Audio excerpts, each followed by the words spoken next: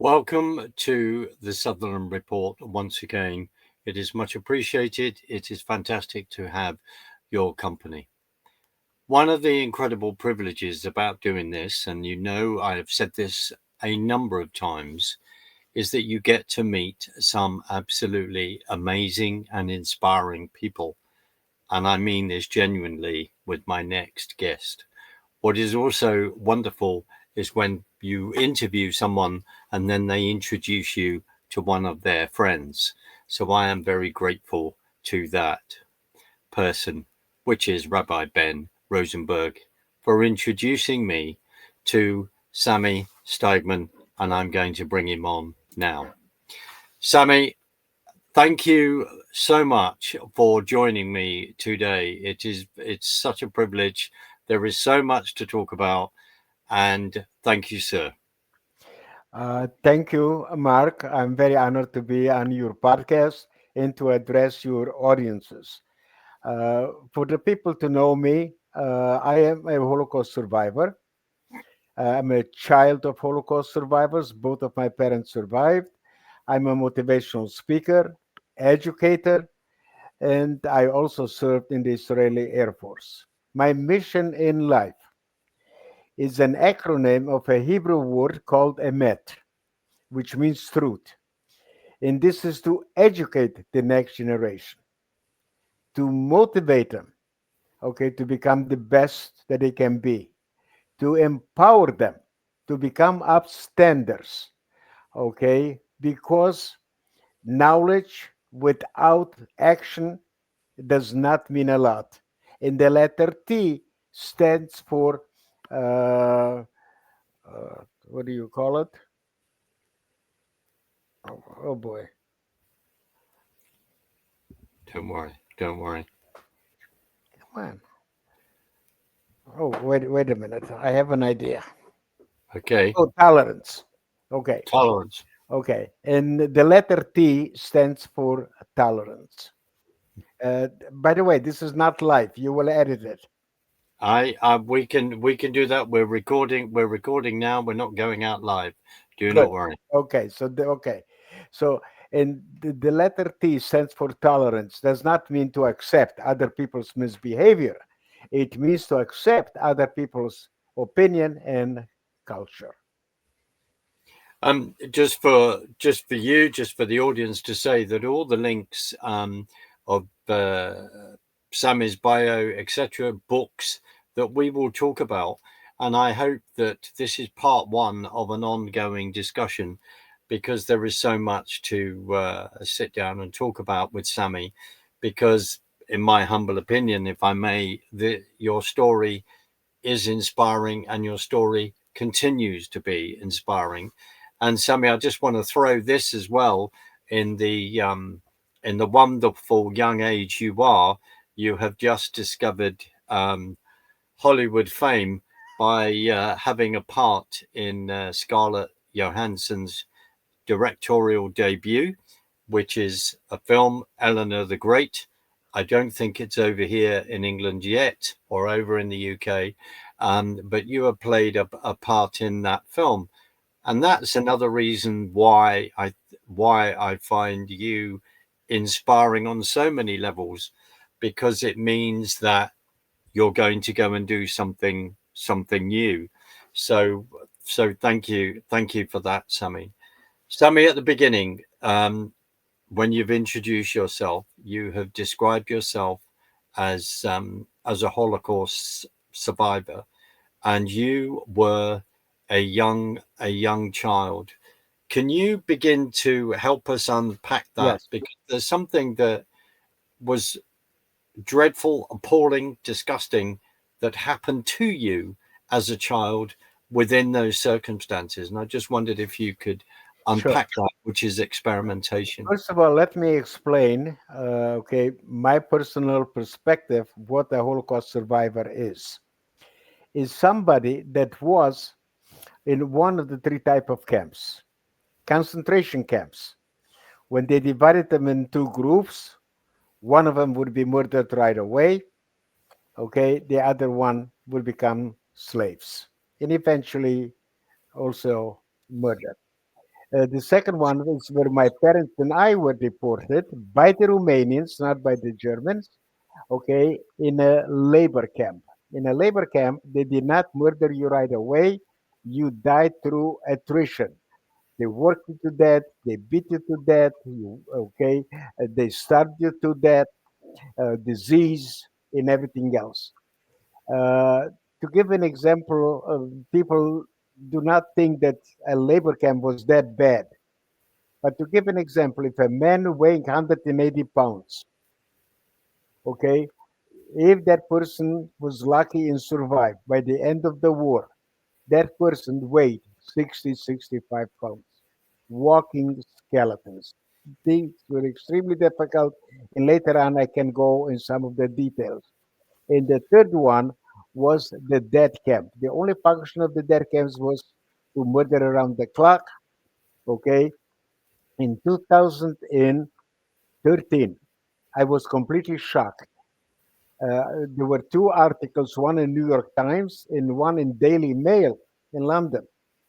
Okay, they said that the Nazis and their collaborators had 42,500 different type of camps. Not all of them were barbed wire. And in the meantime, they have discovered additional mass grave uh, from the over 44,000 different type of camps. Only six were death camps: Auschwitz-Birkenau, Treblinka, Belzec, Sobibor, Chelmno, and Majdanek. Auschwitz, the most infamous death camp, was liberated on January 27, 1942, by the Russians, by the by the Red Army. And in Auschwitz-Birkenau, they murdered 1.3 million people. 1.1 were Jews, but 200,000 were not Jewish people. And I want something for people to remember. Everything starts with the Jews, but it does not end there. Okay? So, The with your last statement, as people have reminded us of us, especially over the last 2 years, from the 7th of October 2023, with Hamas's assault on Israel, and where 1,200 plus Israeli citizens were murdered in circumstances that are just absolutely appalling and are reminiscent of what you're describing in regard to Auschwitz, in regard to the gas chambers. And then 250 hostages were then taken into Gaza.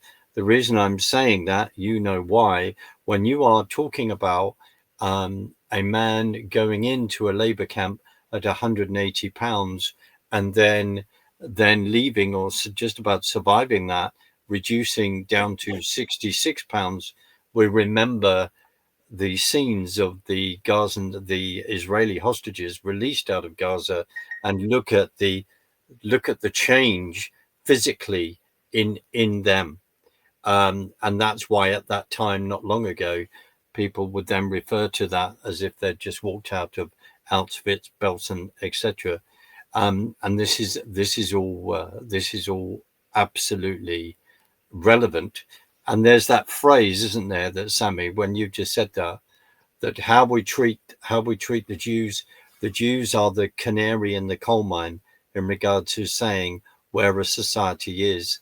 And as you quite rightly, I'll finish in a sec, as you quite rightly say, it starts with the Jews, but it doesn't finish with the Jews, because that term that says first we go for the Saturday people, and then we will go for the Sunday people. right.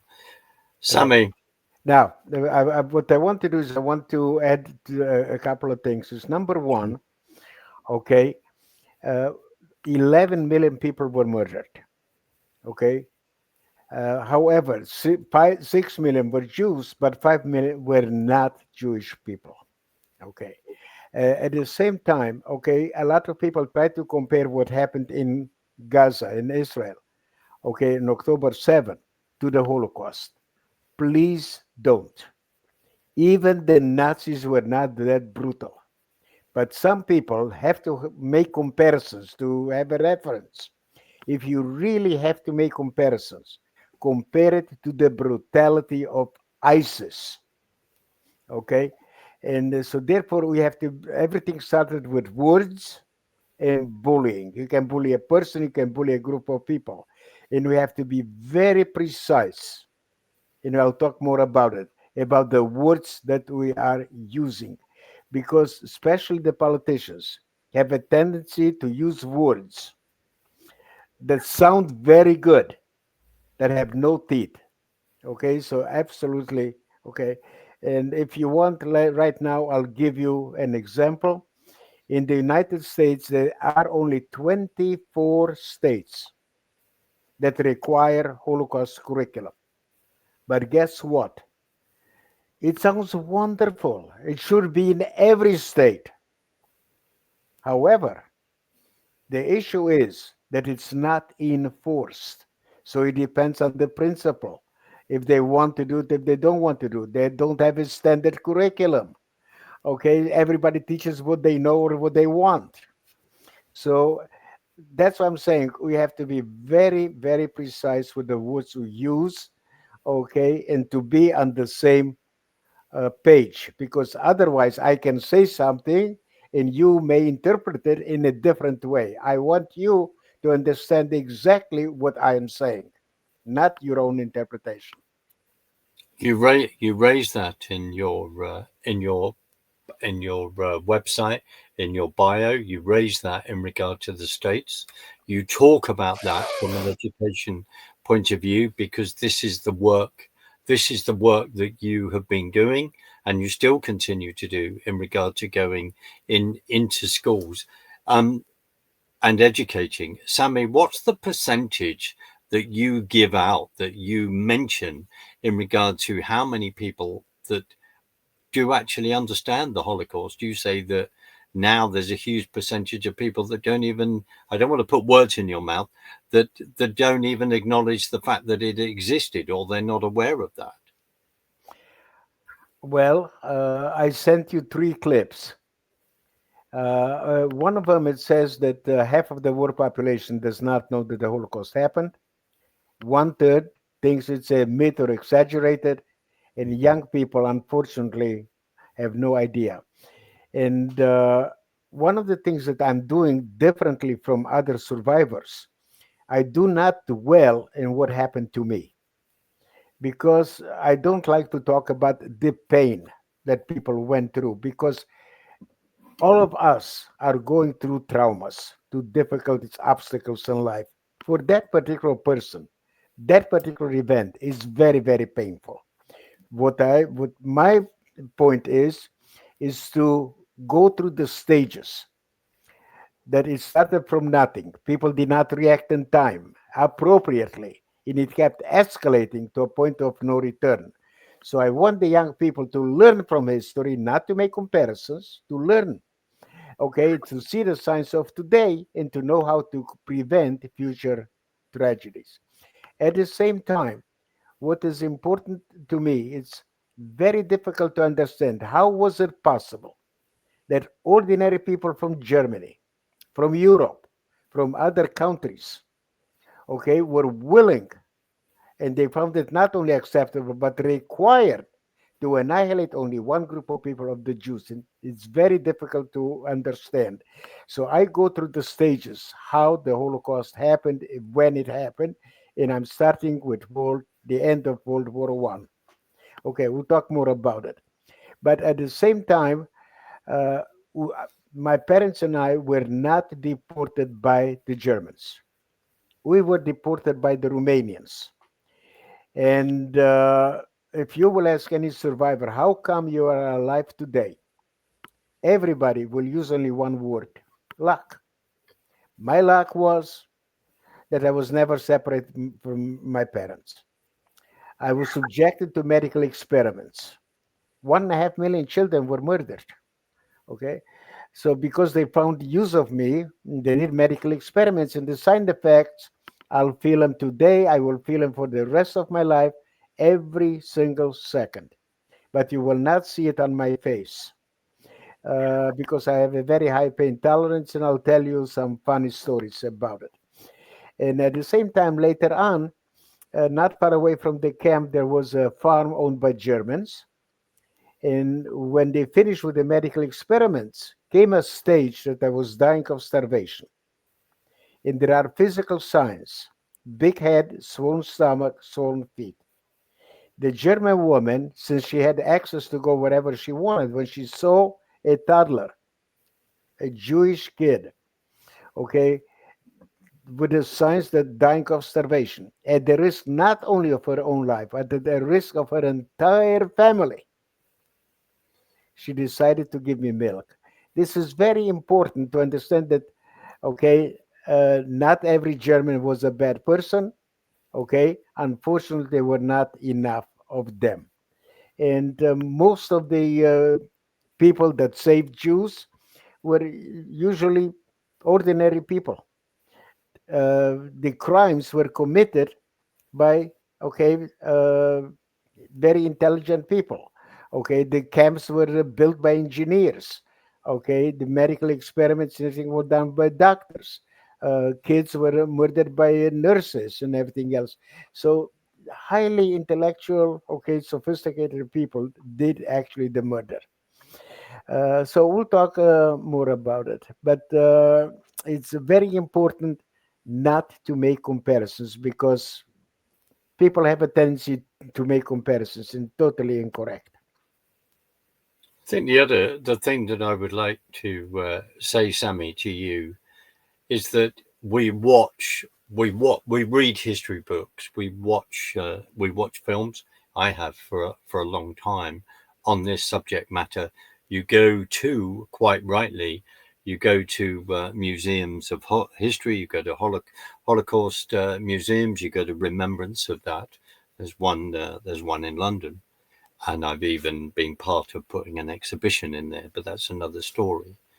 But to then sit down, have this conversation with you that lived through this, that's why it's so important that we do have this discussion. I'm not saying that for hyperbole, but I just feel it's a very, very important statement, because then there is a disconnect. People just think that these things can't repeat themselves, which is what you are then alluding to.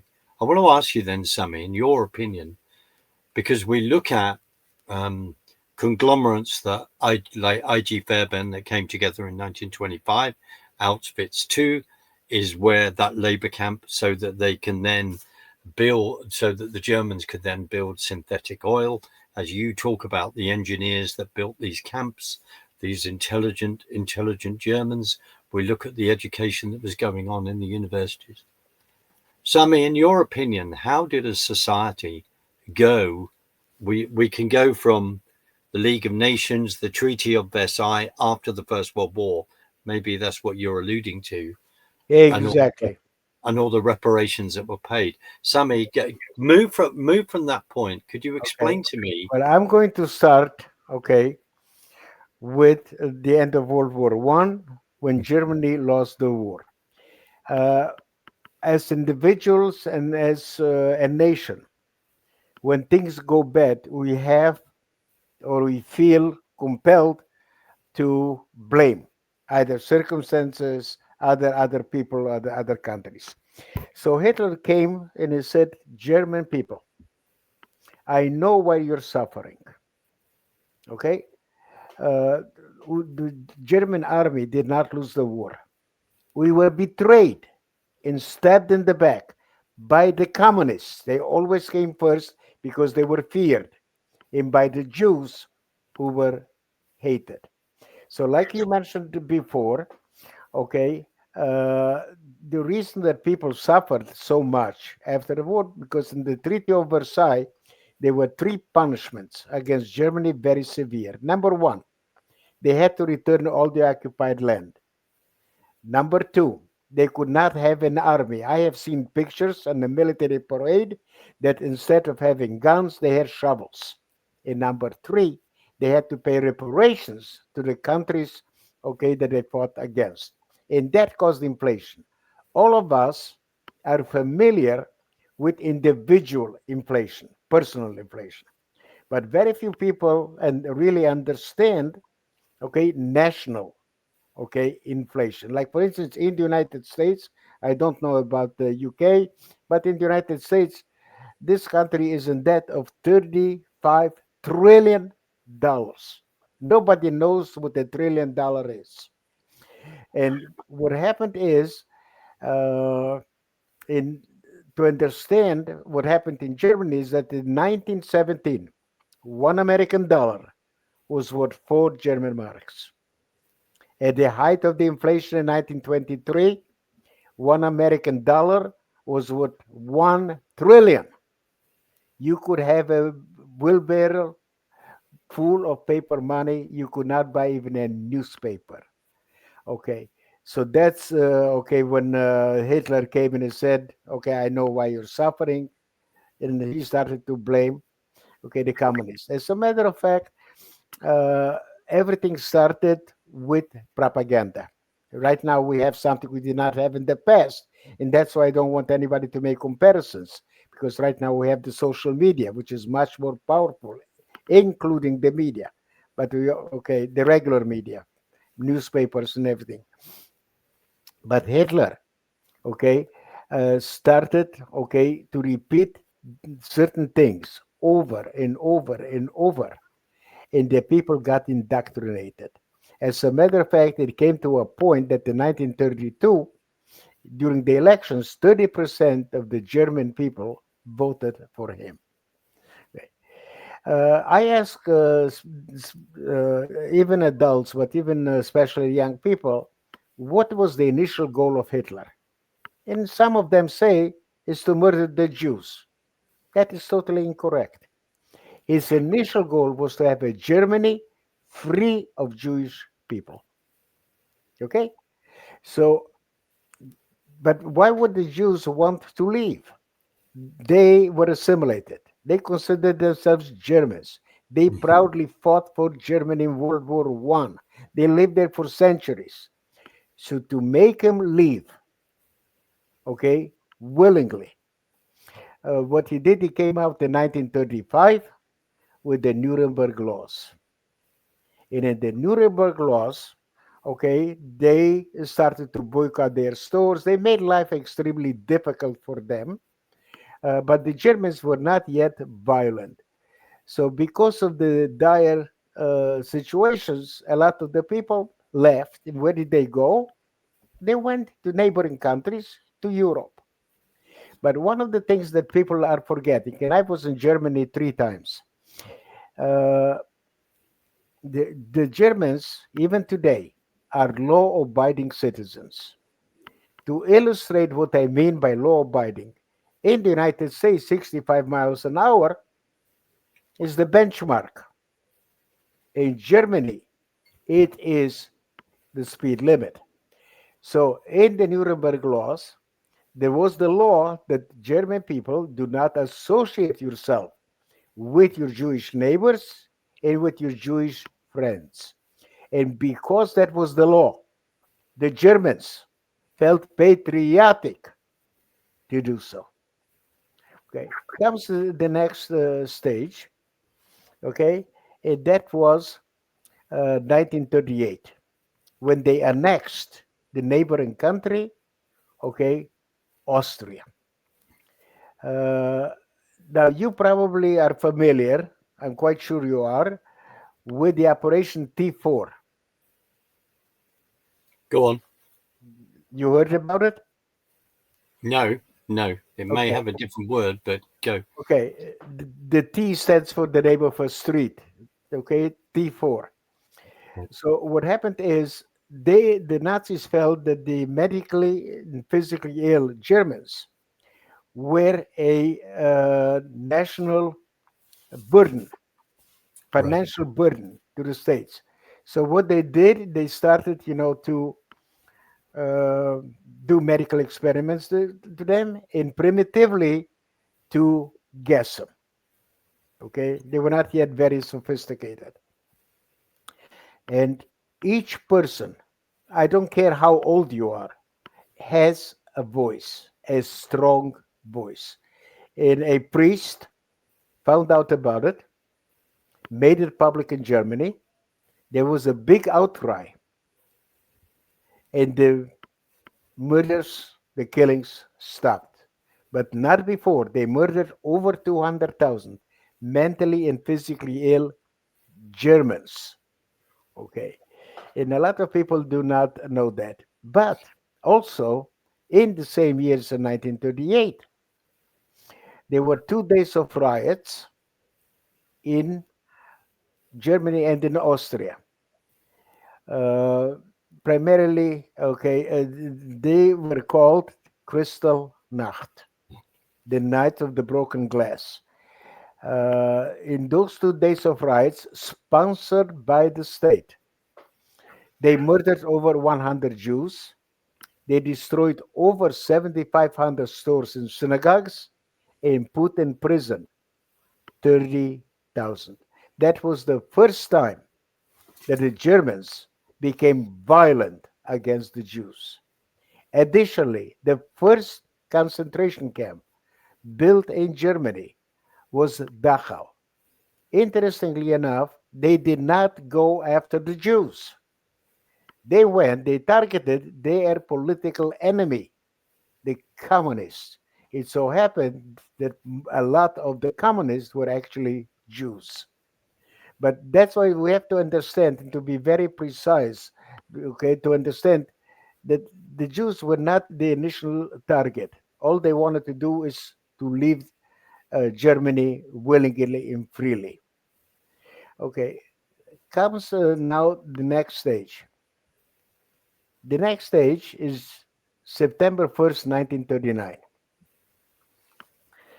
Okay, unlike Europe, which was occupied, Poland was the next. It became part of the Greater Germany. So in Germany, they did not want any Jews, you then fry. In Poland, they found 3.3 million Jews. What the hell do they do with them? And that came the idea of exterminating them.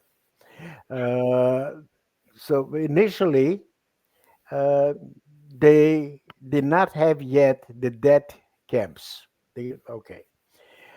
So what happened is in June 22nd, 1941, Germany, the Nazis broke their agreement with the former Soviet Union not to attack each other. And they attacked former Soviet Union. Behind them were special killing groups. These were not army, military people that fought. These were special groups. Their only job was to murder Russians and Jews. They were called Einsatzgruppen. And behind them were the Romanian troops. And the Romanian troops annexed an area of former Soviet Union called Transnistria, and that's why we're deported by the Romanians and not by the Germans. And the labor camp was in Transnistria. But in 1944, the camp was again liberated by the Red Army, and it became again part of the former Soviet Union. So, okay, uh, after this comes the.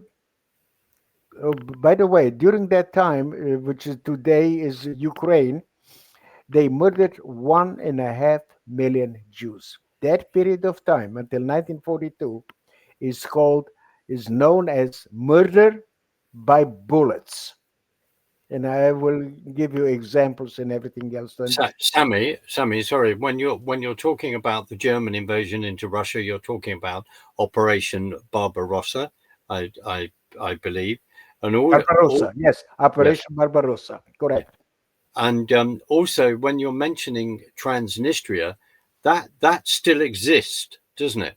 No, It doesn't exist, no. or is It's, it an enclave? right now it's part of Ukraine. Right, Because when right. it was liberated, okay, that area became again part of the former Soviet Union. Got you, got you. Okay, the next and the final stage is January 20, 1942. 15 high-ranking Nazi criminals got together in a city which today is part of Berlin, Wannsee, and decided the final solution to the Jewish question. When I use the word final, there are many, many, many stages to lead to that final point. And that is the official name of the Holocaust when it started. And they came out with a list of all of the European countries, depending on the sources, between 9.5 and 11 million Jews. Okay, and once they were going to murder all of the European Jews,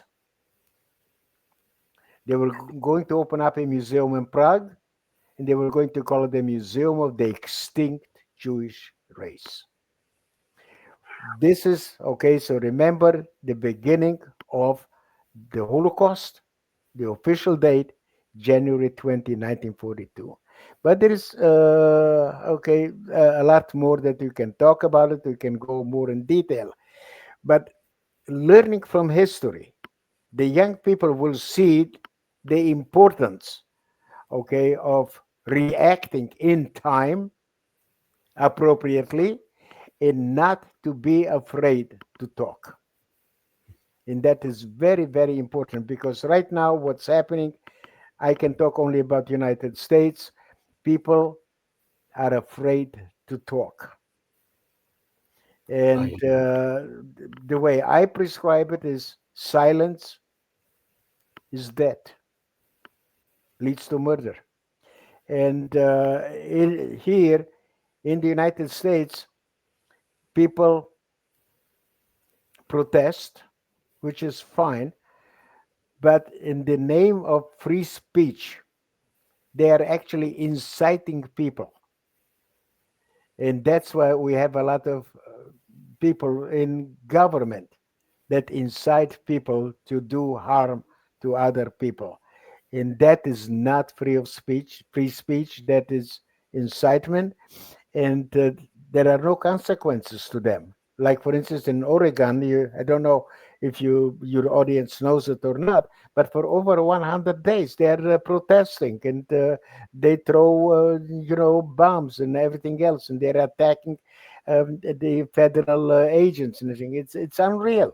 For over 100 days, how come you don't arrest them? How come there are no consequences? Why should they stop? Why shouldn't they go further?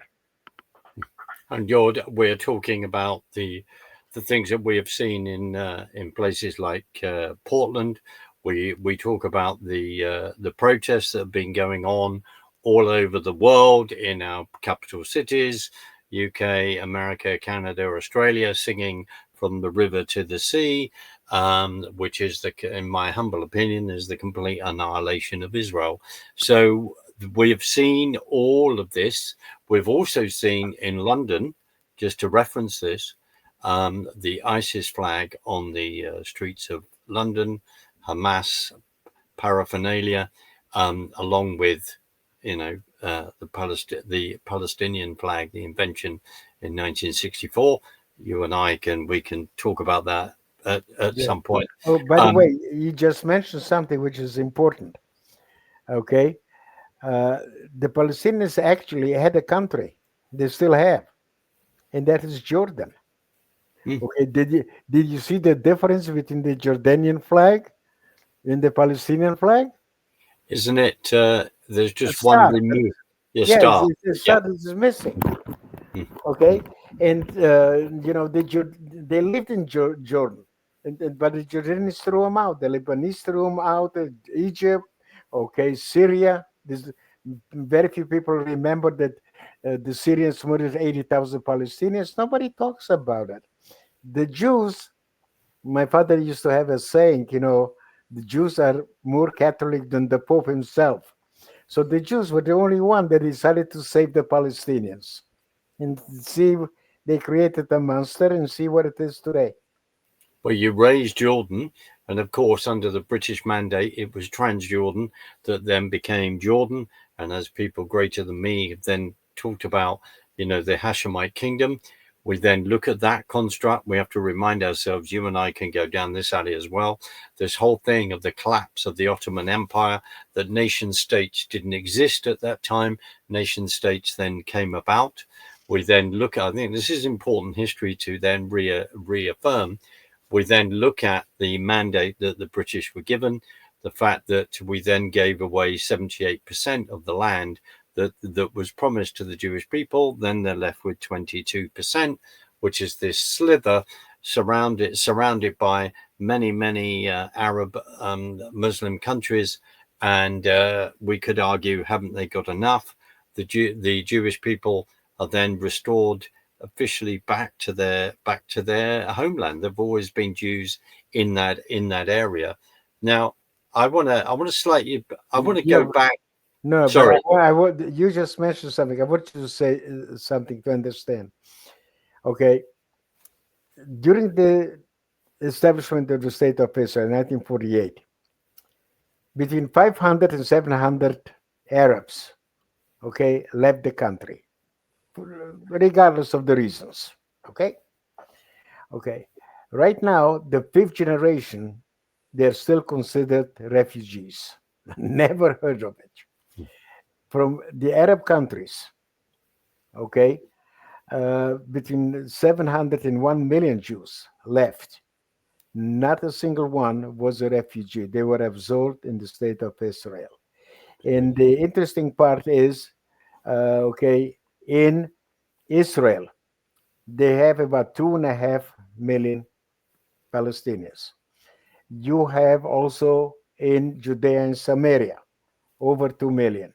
And you have over 2 million in Gaza. Where is the genocide? In all the Arab countries, okay, there are less than 4,000, maybe 5,000 people, Jews.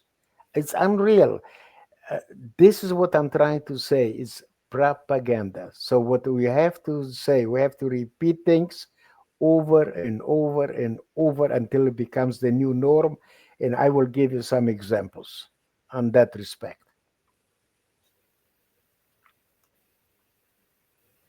Sorry for interrupting you, but I just No, not at all. Sorry, Sami. I do apologise because you are talking about what the Arab Palestinians refer to as the Nakba. You're referring to the fact that if I've got my date correct, that the Palestinianism was invented in 1964 with all its flag. You're referring to the flag of Jordan taking a star away. We then have to remind ourselves of Yasser Arafat when you're talking about propaganda, the links with the KGB and what they were then pushing. And people are not discussing this. And then the incredible Einat Wolf, who has written the book The Right of Return, goes into this. You are saying, when you are mentioning the we're a refugee, 6-7 generations later, the amazing historian researcher Robert Spencer reinforces this, talks about this, that in war, which is the last thing we want, which is awful, but the consequences of that, if you have been attacked by another country, that country is then defeated, then there are consequences of that. And one of the consequences of that very often is that you then take their land, but also people are dispersed, but they are then dispersed to other countries, and then they resettle over time and they make a new life. The situation you are describing, sorry, I'll stop in a minute, that from 1948, after then Ben-Gurion's administration government then asking the Arabs in the land to then stay. They didn't, because the 5 countries that attacked Israel in 1948 turned around and said, well, leave, we will deal with these Jews and then you can come back. So all of that is not listened to on the streets of our capital cities over the last 2 years, because as soon as Israel was attacked on the 7th of October, instantly people are outside the Israeli embassy over here going, screaming for restraint and not to retaliate, etc. That went on around the world. But the kind of history that we are talking about sadly doesn't get through. Hence why we're saying we are talking about it. Sorry, Sami, I want to go back. Can I No, just ask yeah, you? yeah, Sorry. okay. But you are very knowledgeable. Very few people are as knowledgeable as you are. Well, I have to say to you, my friend, that I take that as a big compliment, and thank you. I am working hard to do it. I don't get everything right, but we ask people to do that, to go and do the research, to go back to, San Remo 1922, to go back to the Montevideo Convention, the definition of what a state is. This is what's really, really important. But people are caught up in the emotion and not looking then at the facts. Yeah. And I have one question for you. go. Okay. And I'm going to take England as an example because it's France, it's Australia, many countries. What does it mean to recognize the state of Palestine? No borders, no government, okay, no infrastructure, nothing. What are they talking about? What did the UK government envision, okay, when they declared in at UN, okay, they established, okay, that they recognize the state of Palestine? What country? Can you Well, explain to me? well, let's try and unpack. Let's try and unpack that, Sami. Because first of all, we turn around and say that the country doesn't exist. There is no such country. That when you look at the Montevideo Convention, where it lays out where are the borders, where are the laws, where is even a way, who is actually administrating this, and also my own understanding, if they're trying to go down that line, then they've immediately, you can correct me and other people can maybe throw in a comment on this as when we put this out, is that under the Oslo conventions, that any recognition of a two-state solution that has actually been offered 4 times and turned down every single time, would have to be part of a negotiation. And also, as you have just confirmed, that there is already a Palestinian state. We would say first Jordan, but the other thing is you've just tried that out in Gaza after Israelis withdrew in 2005. Gaza in the 1967 war, Egypt then handed that over because of Israel winning the 6-day war. Going back to your question, it doesn't exist. It is, in my opinion, from 1964, if not before. We look at 67, 1973, and the Suez Canal is another discussion. The whole thing is to wipe Israel as a nation off the face of the earth. This is what this is all. This is what this is all about. Thank you. This is what people will not face. And if you have been given a second chance in regard to a two-state solution in Gaza, and from 2007 with Hamas and beyond, you then turn it into a rocket launch base. I'm sorry, but that is a fact that you withdrew. Now, there's another debate. Personally, that is something that, in my Yes. opinion, should not have happened. But Yeah. but when you are then worn down by Intifada 1, 2, infinitum, and also constant attacks, they are difficult decisions to then make. Plus, within the political views of ideology that is within Israel itself. But coming back, it is about annihilating the nation. That is how I view that. So answering your question, it's a profoundly irresponsible thing that the Prime Minister of the UK, Keir Starmer, has done, which I profoundly disagree with, like many people, I believe, in this country, and also for Mark Carney in Canada, and also for Albanese in Australia, and then Macron in France. If you take Macron aside, you've then got, they're just centrists, if not left-wing ideology, if not a bunch of communists, if not globalist Fabians. But that's a discussion for another day in Yes. going into that Okay. depth. But sorry, it's a long-winded answer, Right. but it doesn't exist, Sami. Good. Okay. So, okay. Okay. What would you like me to I, talk? I, I Okay. Oh we've got yeah. about another. I, I was going I to I have say, to talk about something. go. Okay. So, The reason that they couldn't find a cure in my particular case is because right now, because of my age, the pain has subsided to some extent and has become manageable. But I have suffered from head, neck, shoulders, and back. Today, because of my age, I have other issues not related to the medical experiments.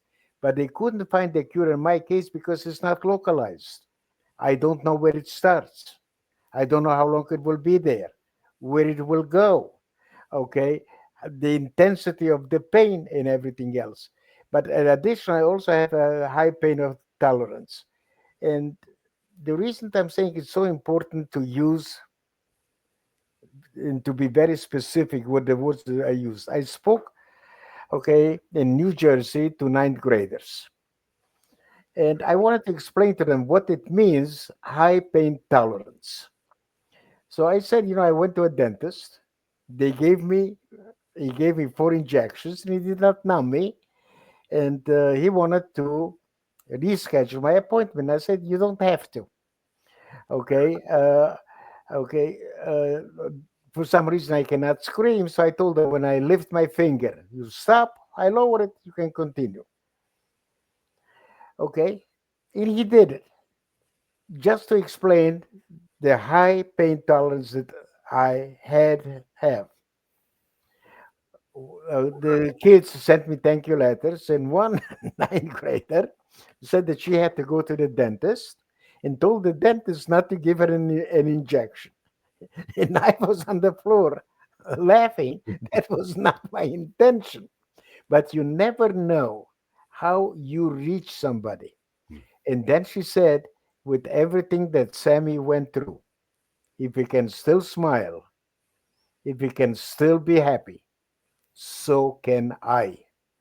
So I want to understand for people to understand, okay, the influence and the impact unknowingly that they may have on other people. So to be very careful what you say and how you say. and that's why, Sami, it's a privilege to have these conversations because we're working hard to put facts over in history. But more importantly, as well, is that people cannot cannot deny your experience. This is what you have lived through. We're in the last sort of eight minutes, and I want to ask you a question where we began to lay out the history of what happened in Germany. Um, and you mentioned that we'd take the First World War because Jews in Germany fought for the Kaiser on the German side.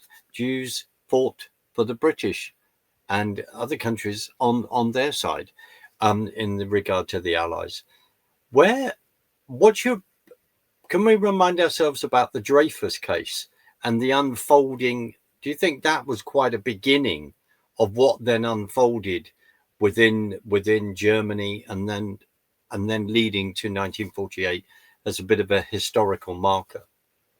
Well, from my perspective, okay, anti Semitism is 4,000 years old. It Yes. started, first of all, Mm. okay, with the Christianity.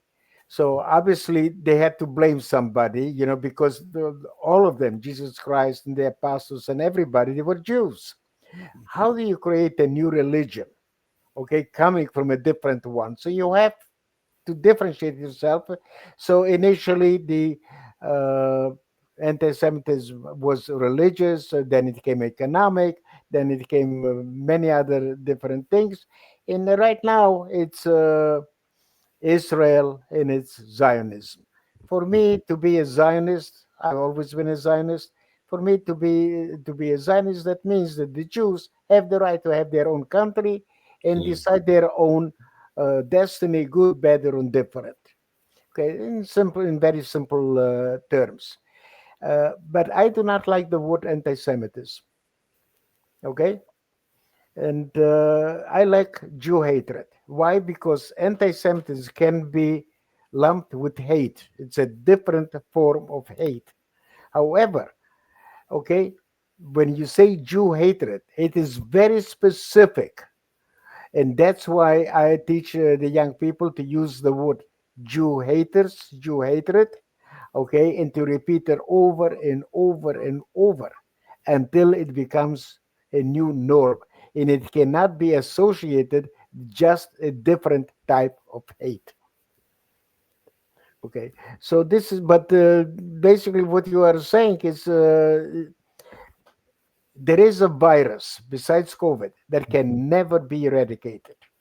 And this is bullying, bigotry, Jew hatred, racism, ideology. It will always be there. It will take different forms depending on the technology. It depends on the way people are indoctrinated or not indoctrinated. If they learn to love, okay, other people, to learn to respect themselves instead of, because all of us have went through, will go through, are going through different periods of times in our lives.